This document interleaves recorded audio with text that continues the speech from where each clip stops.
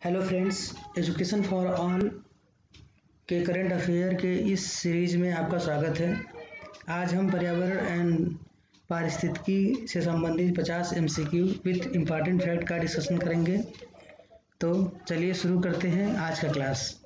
आज से इस क्लास का पहला क्वेश्चन, किस सरकार ने मोदी सरकार अभियान लॉन्च किया? ऑप्शन ए है Paschim Bengal, option B Tripura, option C Nagaland और ऑप्शन डी उड़ीसा। चलिए देखते हैं इसका आंसर क्या है। करेक्ट आंसर डी है उड़ीसा। उड़ीसा के मुख्यमंत्री नवीन पटनायक ने गांधी जयंती के अवसर पर मोदी सरकार अभियान लॉन्च किया। इस अभियान के तहत लोगों को उत्तम सरकारी सेवा दी जाएगी। इस अभियान के तहत सरकारी दफ्तरों में काम करवाने के लिए आने वाले लोगों से फीडबैक ली जाएगी।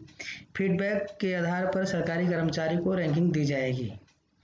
दूसरा क्वेश्चन है, निम्नलिखित बहुपक्षीय सम्मेलन में से कौन सा स्थायी कार्बनिक प्रदूषण से संबंधित स्वास्थ्य और पर्यावरण की रक्षा करने के लिए है? पहला है ऑप्शन है बोन सम्मेलन, ऑप्शन बी स्टॉकहोम सम्मेलन, सी रॉटरडैम सम्मेलन, डी बेसल सम्मेलन। देखते हैं। करेक्ट आंसर ऑप्शन बी है स्टॉकहोम सम्मेलन।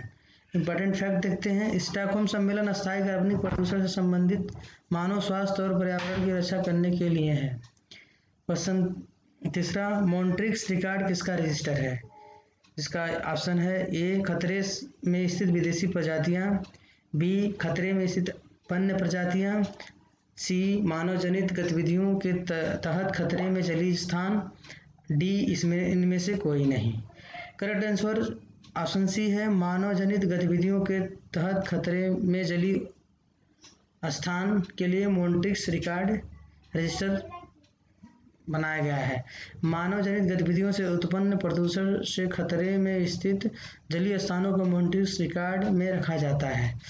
क्वेश्चन 4, निम्नलिखित में कौन सी बीमारी से कोयले की खान में काम करने वाले मजदूरों की उम्र कम हो जाती है और अन्य बीमारी को ब्लैक लंग्स बीमारी कहा जाता है? ऑप्शन है ए क्लोम गोलाडुरुकता, बी प्रगतिशील विशाल फाइब्रोसिस, सी मेसोथेलियोमा, डी इनमें से कोई नहीं। करेक्ट आंसर ऑप्शन ए है क्लोम गोलाडुरुकता। क्लोम गोलाडुरुकता मुख्य रूप से खदानों में काम करने वाले लोगों को होती है। इसका कोई स्थायी इलाज नहीं है। क्वेश्चन 5वां, वन्य जीव संरक्षण के क्षेत्र में अदम्य साहस दिखाने वाले को कौन सा पुरस्कार दिया जाता है? ऑप्शन है ए इंदिरा गांधी पर्यावरण पुरस्कार, बी मेदिनी पुरस्कार योजना, सी अमृता देवी बिश्नोई पुरस्कार, डी पीताम्बर पंत राष्ट्रीय पुरस्कार। देखते हैं कौन सा ऑप्शन सही है। करेक्ट आंसर ऑप्शन सी है अमृता देवी बिश्नोई पुरस्कार। वन्य जीव संरक्षण के क्षेत्र में अदम्य साहस दिखाने वाले को यह पुरस्कार दिया जाता है, जिसमें 1 लाख रुपए की राशि प्रदान की जाती है। क्वेश्चन 6वां, दाची गांव राष्ट्रीय उद्यान कहाँ है? ऑप्शन है जम्मू कश्मीर, ऑप्शन बी हिमाचल प्रदेश, सी उत्तराखंड और डी पंजाब। करेक्ट आंसर है ऑप्शन ए जम्मू कश्मीर। दाचीग्राम राष्ट्रीय उद्यान जम्मू कश्मीर में श्रीनगर से 22 किलोमीटर दूर है। इसका मुख्य जानवर बारहसिंगा है। तो बारहसिंगा दाचीग्राम राष्ट्रीय उद्यान का मुख्य जानवर है। क्वेश्चन 7वां, समताप मंडल की ओजोन गैस की परत की मोटाई किस इकाई से नापी जाती है?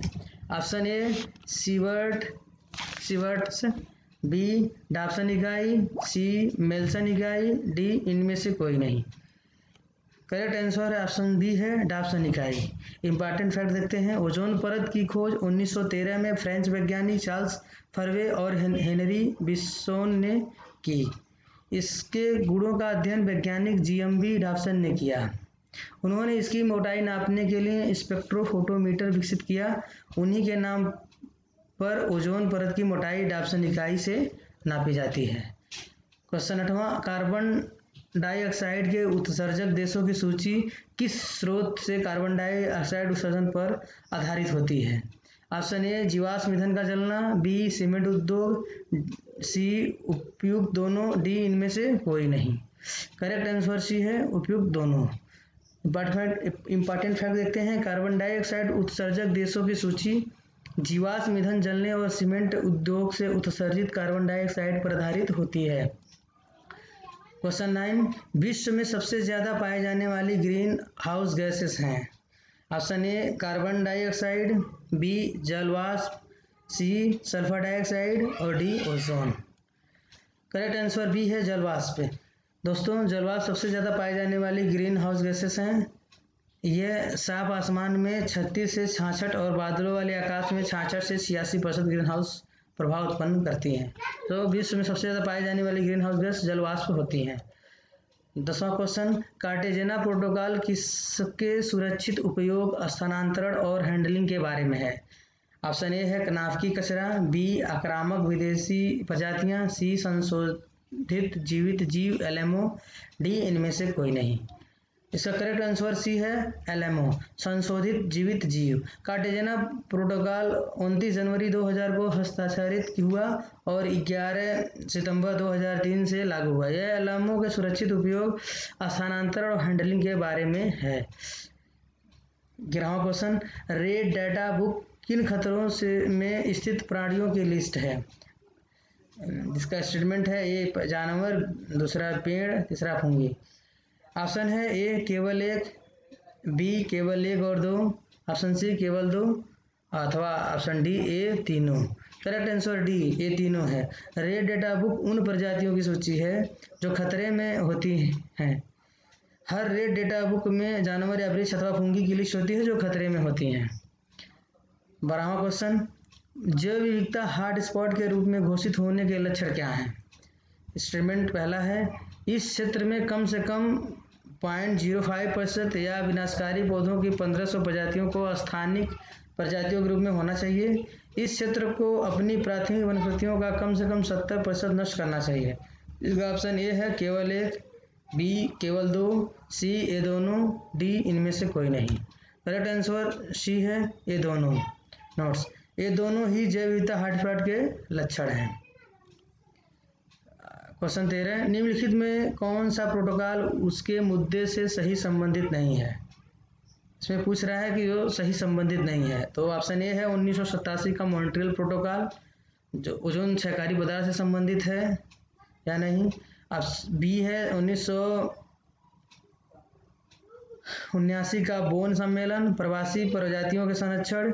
ऑप्शन सी है 1989 का वासल सम्मेलन, ट्रांस बाउंड्री आंदोलन, पारगमन, हैंडलिंग और रहने वाले संशोधित जीवों के उपयोग का विनियमन। डी है 1998 का रॉटरडैम सम्मेलन, कुछ खतरनाक रसायन और कीटनाशकों के अंतर्राष्ट्रीय व्यापार में सहमति। इसका करेक्ट आंसर है ऑप्शन सी 1989 का बासल सम्मेलन, ट्रांस बाउंड्री आंदोलन, पारगमन, हैंडलिंग और रहने वाले संशोधित जीवों के उपयोग का विनिमय के संबंधित नहीं है। क्या है इसका इंपॉर्टेंट फैक्ट, देखते हैं। खतरनाक अपशिष्टों और उसके निपटान के संक्रमण सीमा आंदोलन के नियंत्रण पर बेसल कन्वेंशन, जिसे आमतौर पर बासिल कन्वेंशन के रूप में जाना जाता है, एक अंतर्राष्ट्रीय संधि है जो राष्ट्रों के बीच खतरनाक कचरे के आंदोलन को कम करने के लिए डिजाइन किया गया था और विशेष रूप से खतरनाक हस्तांतरण को रोकने के लिए शुरू किया गया था। क्वेश्चन 14, पश्चिमी घाट पारिस्थितिकी विशेषज्ञ पैनल के अध्यक्ष कौन है। इसका ऑप्शन ए है R K Pachauri, B Vandana Shiva, C Madhav Gadgil, D Pradeep Krishnan. Correct answer C है माधव गाडगिल। पश्चिमी घाट पारिस्थितिकी विशेषज्ञ पैनल WGEEP पश्चिमी घाटों के संरक्षण और देखभाल के लिए बनाई गई थी। इसे गाडगिल समिति भी कहा जाता है। क्वेश्चन नंबर 15, शेर की पूंछ वाला मकाक किस वन्यजीव रिजर्व में पाया जाता है। Option A Nilgiri, B Dihang Dibang, D Nokrek अथवा डी इसमें से कोई नहीं। करेक्ट आंसर ए है नीलगिरी। इंपॉर्टेंट फैक्ट देखते हैं, शेर की पूंछ वाला मकाक पश्चिमी घाटों में पाया जाता है। यह नीलगिरी की पहाड़ियों में पाया जाता है। यह दुर्लभ प्रजाति है। क्वेश्चन नंबर 16, भारतीय जलीय निकायों में एक परेशानी घास के रूप में प्रदूषण निकालने के लिए एक जलीय पौधों को अमेरिका से पेश किया गया है। इसका क्या नाम है। ये पूछ रहा है कि जलीय निकायों में एक परेशानी घास के रूप में घास के रूप में प्रदूषण निकालने के लिए एक जलीय पौधों को अमेरिका से पेश किया गया है। इसका क्या नाम है। तो हम देखते हैं। इसका करेक्ट आंसर बी है एगियोलप्स, एगिओलपस। जलकुंभी दक्षिणी अमेरिका का एक पौधा है। यह बहुत अधिक संख्या में बीज उत्पन्न करता है तथा इसके बीजों में अंकुरण की क्षमता 30 वर्षों तक होती है। प्रश्न 17, नाइट्रोजन चक्र में मिट्टी नाइट्रेट्स को मुक्त नाइट्रोजन में किसके द्वारा बदल दिया जाता है? नाइट्रोजन चक्र में मिट्टी नाइट्रेट्स को मुक्त नाइट्रोजन में किसके द्वारा बदल जाता है? ऑप्शन है नाइट्रीफाइंग बैक्टीरिया, बी है डी नाइट्रीफाइंग बैक्टीरिया, सी है इम्यूनिफाइंग बैक्टीरिया, डी है इनमें से कोई नहीं। करेक्ट आंसर बी है डी नाइट्रीफाइंग बैक्टीरिया। नाइट्रोजन चक्र में मिट्टी नाइट्रेट्स को मुक्त नाइट्रोजन में डी नाइट्रीफाइंग बैक्टीरिया के द्वारा बदल दिया जाता है। क्वेश्चन 18 देखते हैं। सल्फर डाइऑक्साइड के प्रदूषण का जैविक सूचक है। ऑप्शन ए है काई, बी धुआं, सी बायोफाइटा एंड डी इनमें से कोई नहीं। करेक्ट आंसर ए है काई। सल्फर डाइऑक्साइड के प्रदूषण का जैविक सूचक काई है। क्वेश्चन 19, पानी के फर्म अजोला और साइनोबैक्टीरियम अन्नाबेना के बीच संबंध है। क्या है? ऑप्शन दिया सहजीवी, बी पारस्परिक, सी परजीविता, डी आद्य सहयोग। इसका सही आंसर है ए सहजीवी। पानी के फर्न अजोला और साइनोबैक्टीरियम अन्नाबेना परस्पर सहजीवी होते हैं। क्वेश्चन 20 देखते हैं। इनमें से निम्न में से कौन सा मूंगा चट्टान का क्षेत्र नहीं है? ऑप्शन ए है मन्नार की खाड़ी, बी खंबात की खाड़ी, सी है लक्षद्वीप, डी अंडमान निकोबार द्वीप समूह। इसमें पूछ रहा है कौन सा मूंगा चट्टान का क्षेत्र नहीं है। इसका करेक्ट आंसर है बी खंबात की खाड़ी। भारत में मूंगा चट्टान की 4 जगह हैं। पहला है मन्नार की खाड़ी, दूसरा है लक्षद्वीप, तीसरा अंडमान निकोबार द्वीप समूह और चौथा है कच्छ की खाड़ी। देखिए खंबात की खाड़ी जो मूंगा चट्टान का क्षेत्र नहीं है। क्वेश्चन 21 देखते हैं। विश्व का सर्वाधिक प्रतिवेग कार्बन डाइऑक्साइड उत्सर्जक है। पहला ऑप्शन है कतर, बी संयुक्त राष्ट्र अमेरिका, सी चीन, डी भारत है। करेक्ट आंसर इसका ए है कतर। कतर दुनिया का प्रति व्यक्ति सबसे बड़ा कार्बन डाइऑक्साइड उत्सर्जक है। हालांकि कुल मिलाकर सबसे बड़ा कार्बन डाइऑक्साइड उत्सर्जक चीन है। 22 क्वेश्चन 22 देखते हैं। निम्न में से कौन सी ग्रीन हाउस गैस नहीं है? Option A methane, B nitrous oxide, C sulphur hexafluoride, D carbon monoxide. Correct answer इसका ऑप्शन डी है कार्बन मोनोऑक्साइड। इंपॉर्टेंट फैक्ट देखते हैं। कार्बन मोनोऑक्साइड एक बड़ा प्रदूषक है लेकिन ग्रीन हाउस गैस नहीं है। लेकिन में से कौन सा कथन गलत है? ऑप्शन ए है फोटोकेमिकल धुंध में हमेशा ओजोन होता है, बी कार्बन मोनोऑक्साइड का जहरीला प्रभाव ऑक्सीजन की तुलना में हीमोग्लोबिन के लिए अधिक से अधिक आकर्षक है, लीड ऑप्शन सी है लीड ऑटोमोबाइल निकास का सबसे खतरनाक धातु प्रदूषक है, डी है इनमें से कोई नहीं। इसका करेक्ट आंसर है डी इनमें से कोई नहीं अथवा ये सभी कथन सत्य हैं। इकोलॉजी शब्द किसने प्रतिपादित किया? ऑप्शन है चार्ल्स डार्विन, बी रॉबर्ट विट टेलर, ऑप्शन सी आर्थर टासले और डी अर्नेस्ट हैकल। इसका करेक्ट आंसर ऑप्शन डी है अर्नेस्ट हैकल। इकोलॉजी या पारिस्थितिकी विज्ञान पारिस्थितिकी का अध्ययन कराने वाली पर्यावरण की एक शाखा है। इसकी स्थापना 1866 में अर्नेस्ट हैकल ने की थी। प्रश्न 25 इकोटोन में जो प्रजातियां प्रचुर मात्रा में पाई जाती हैं क्या कहलाती हैं? ऑप्शन ए एच प्रजातियां, बी किस्टोन प्रजातियां, सी इंडेमिक प्रजातियां, डी फोस्टर प्रजातियां। इसका करेक्ट आंसर है ए एच प्रजातियां। इसका इंपॉर्टेंट फैक्ट देखते हैं। 2 बायोम के मध्य का संक्रमणकालीन क्षेत्र इकोटोन कहलाता है। इकोटोन में प्रचुर मात्रा में पाई जाने वाली प्रजातियां एच प्रजातियां कहलाती हैं। प्रश्न 26 साइबेरियन सारस किस नेशनल पार्क में आता है? Option A Keoladeo national park, B Manas national park, C Dudhwa national park, D Jim Corbett national park. इसका करेक्ट आंसर है option A Keoladeo national park. Siberian सारस एक खतरे में प्रजाति है। यह भारत के केवलादेव नेशनल पार्क में आती है। केवलादेव नेशनल पार्क राजस्थान में है। इसका क्षेत्रफल 28.73 वर्ग किलोमीटर है और इसकी स्थापना 1982 में हुई। यह यूनेस्को द्वारा विश्व धरोहर घोषित किया गया है। प्रश्न 27 चट्टानों में कितने प्रकार की होती हैं? चट्टानों के कितने प्रकार होते हैं? ऑप्शन ए 1, बी 2, सी 3 और डी 4। करेक्ट आंसर इसका सी है 3। इंपॉर्टेंट फैक्ट देखते हैं। चट्टानों के 3 प्रकार होते हैं। पहला आग्नेय शैल, दूसरा अवदासी शैल, तीसरा रूपांतरित या कायांतरित शैल। प्रश्न 28, भारत में सबसे ज़्यादा टाइगर रिजर्व किस प्रदेश में है? इसका ऑप्शन है ए महाराष्ट्र, बी पश्चिम बंगाल, सी उत्तर प्रदेश, डी मध्य प्रदेश। इसका सही उत्तर है डी मध्य प्रदेश। भारत में सबसे ज़्यादा टाइगर रिजर्व मध्य प्रदेश में है। मध्य प्रदेश में ही भारत के सर्वाधिक वन्यजीव अभयारण्य नेशनल पार्क हैं। प्रश्न 29, अर्थ आवर किसके द्वारा मनाया जाता है? इसका ऑप्शन है A UNESCO, B WWF, C संयुक्त राष्ट्र, डी IUCN। इसका सही उत्तर है B WWF। Earth hour WWF द्वारा मनाया जाता है। इसके 5 मिलियन समर्थक हैं और यह 100 देशों में फैला हुआ है। इसका उद्देश्य धरती के संसाधनों को बचाना है। प्रश्न 30, राष्ट्रीय हरित प्राधिकरण NGT के पहले अध्यक्ष कौन थे?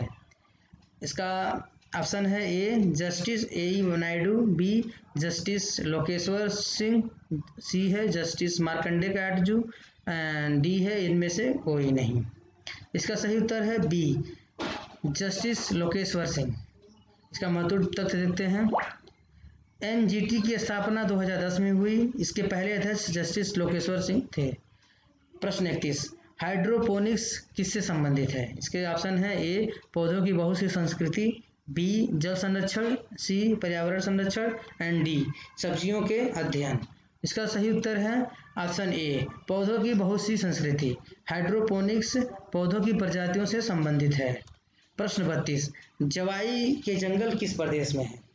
इसका ऑप्शन है ए राजस्थान, बी उत्तर प्रदेश, सी मध्य प्रदेश और डी बिहार।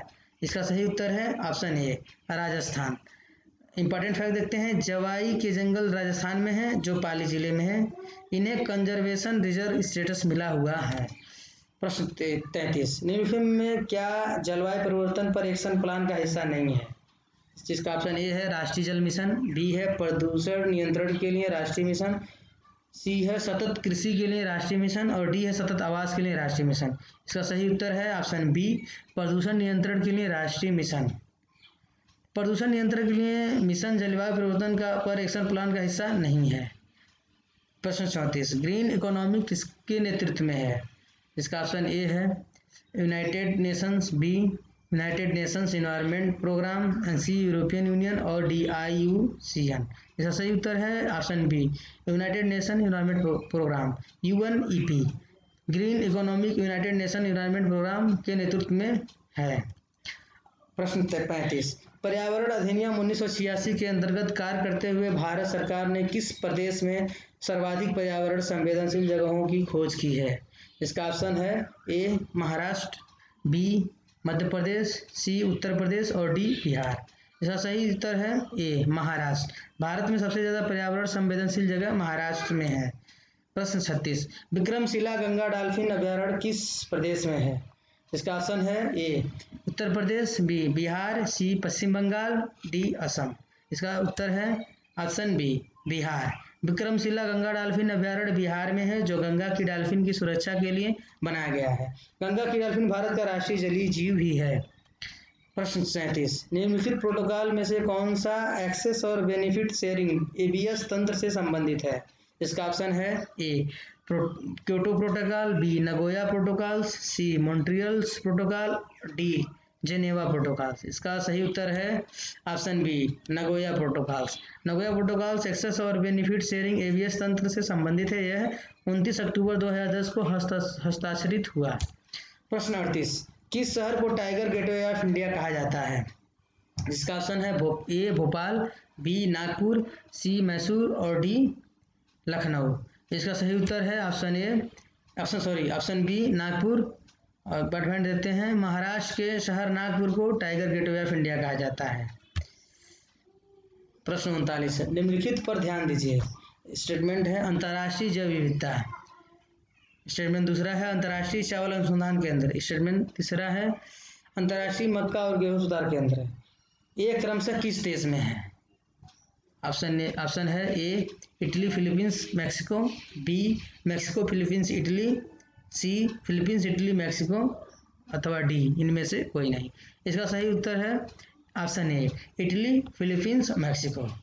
इंपॉर्टेंट फैक्ट देखते हैं। अंतर्राष्ट्रीय जैव विविधता का कार्यालय इटली के रोम में है अंतर्राष्ट्रीय चावल अनुसंधान केंद्र फिलीपींस, जबकि अंतर्राष्ट्रीय मक्का और गेहूं सुधार केंद्र मेक्सिको में है। प्रश्न 40, जैव विविधता का अंतर्राष्ट्रीय कार्यालय कहाँ है? इसका ऑप्शन है A Venice, B Rome, C Geneva अथवा डी पेरिस। इसका सही उत्तर है ऑप्शन बी रोम। जैव विविधता का अंतर्राष्ट्रीय कार्यालय रोम में है। प्रश्न 41, निम्नलिखित पर ध्यान दीजिए। स्टेटमेंट पहला साले गैस, दूसरा कोयला तल मीथेन, तीसरा सख्त बलुआ पत्थर, चौथा मेथेन हाइड्रेट। इनमें से प्राकृतिक गैस के अपरंपरागत स्रोत कौन से हैं? इसका ऑप्शन है ए केवल 1 और 2, बी केवल 2 और 3, सी केवल 2 अथवा डी ए सभी। इसका सही उत्तर है डी ये सभी। साले गैस, कोयला तल मीथेन, बलुआ पत्थर और मेथेन हाइड्रेट ये सभी प्राकृतिक गैस के अपरंपरागत स्रोत हैं। प्रश्न 42, साइट्स CITES साइट्स किस वैश्विक मुद्दे से संबंधित है? ऑप्शन है ए पर्यावरण संरक्षण, बी इंफॉर्मेशन टेक्नोलॉजी, सी जर्नलिज्म, डी इनमें से कोई नहीं। इसका सही उत्तर है ऑप्शन ए पर्यावरण संरक्षक। साइट्स पर्यावरण संरक्षण से संबंधित वैश्विक समझौता है। प्रश्न 43, क्लार्क बी बेबिन पुरस्कार किससे संबंधित है? इसका ऑप्शन है ए वन्यजीव सुरक्षा, बी पर्यावरण संरक्षण, सी जल संरक्षण, डी खेल। इसका सही उत्तर है ऑप्शन ए वन्यजीव सुरक्षा। क्लार्क बी बेबिन पुरस्कार वन्यजीव सुरक्षा से संबंधित है। यह वन्यजीव सुरक्षा के लिए कार्य करने वाले व्यक्ति को दिया जाता है। प्रश्न 44, गृह मानक किससे संबंधित है? इसका ऑप्शन है ए जल मानक, बी पर्यावरण मानक, सी आर्किटेक्चर मानक, डी इनमें से कोई नहीं। इसका सही उत्तर है ऑप्शन बी पर्यावरण मानक। इंपॉर्टेंट फैक्ट है गृह मानक पर्यावरण मानक से संबंधित है। 45, राष्ट्रीय वन्य जीव बोर्ड का चेयरमैन है? ऑप्शन डी है ए प्रधानमंत्री, बी राष्ट्रपति, सी पर्यावरण मंत्री, डी उपराष्ट्रपति। इसका सही उत्तर है ऑप्शन ए प्रधानमंत्री। राष्ट्रीय वन्यजीव बोर्ड का चेयरमैन प्रधानमंत्री होता है, जो इस समय वर्तमान में माननीय नरेंद्र मोदी जी हैं। 46, प्रश्न 46, परम्बिकुलम वन्यजीव अभयारण्य किस प्रदेश में है? इसका ऑप्शन है ए केरल, बी तमिलनाडु, सी आंध्र प्रदेश और डी कर्नाटक। इसका सही उत्तर है ऑप्शन ए केरल। परम्बिकुलम वन्यजीव अभयारण्य केरल के पालक्कड़ जिले में है, जो 89 वर्ग किलोमीटर में फैला हुआ है। प्रश्न 47, इनमें से कौन सी संधि या प्रोटोकॉल अंटार्कटिका में खनन पर रोक लगाता है? इसका ऑप्शन है A Antarctica environment protocol, B Geneva protocol, C Tokyo protocol, D इनमें से कोई नहीं। इसका सही उत्तर है option A Antarctica environment protocol, जो अंटार्कटिका में खनन पर रोक लगाता है। प्रश्न 48, भारत का पहला समुद्री राष्ट्रीय उद्यान कौन सा है? जिसका ऑप्शन है ए रानी झांसी समुद्री राष्ट्रीय उद्यान, बी समुद्री राष्ट्रीय उद्यान कच्छ की खाड़ी, सी महात्मा गांधी समुद्री राष्ट्रीय उद्यान, डी मन्नार की खाड़ी समुद्री राष्ट्रीय उद्यान। इसका सही उत्तर है ऑप्शन बी समुद्री राष्ट्रीय उद्यान कच्छ की खाड़ी। कच्छ की खाड़ी में स्थित समुद्री राष्ट्रीय उद्यान भारत का पहला समुद्री राष्ट्रीय उद्यान है। इसकी स्थापना 1982 में हुई। प्रश्न 49, फास्ट फूड से निपटने के लिए किस देश में आंदोलन चला है? इसका ऑप्शन है A Italy, B Germany, C France, D Japan. इसका सही उत्तर है ऑप्शन ए इटली। इटली में फास्ट फूड विरोधी आंदोलन चला है। फास्ट फूड स्वास्थ्य के लिए हानिकारक होता है। इस सीरीज का अंतिम प्रश्न, ओजोन परत के क्षरण में क्लोरोफ्लोरोकार्बन का मुख्य स्रोत क्या है? इसका ऑप्शन है A bridge, B refrigerator, C दूषित जल, डी केरोसिन। इसका सही उत्तर है option B refrigerator. Note, chlorofluorocarbon से ओजोन परत का बहुत नुकसान होता है। यह रेफ्रिजरेटर से उत्पन्न होती है। तो ओजोन परत का जो क्षरण में जो मेन गैस है जहाँ से उत्पन्न होती है वो मेन है रेफ्रिजरेटर, जो हम अपने घरों में यूज करते हैं।